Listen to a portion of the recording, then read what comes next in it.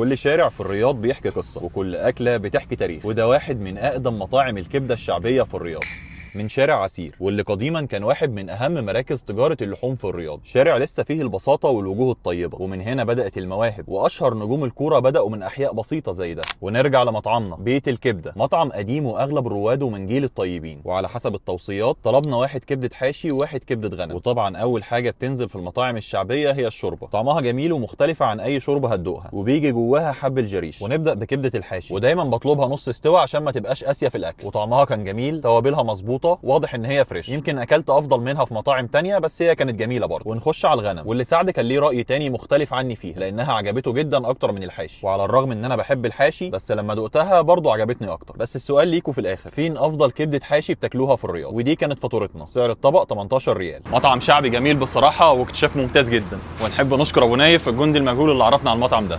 اشوفكم على خير، سلام.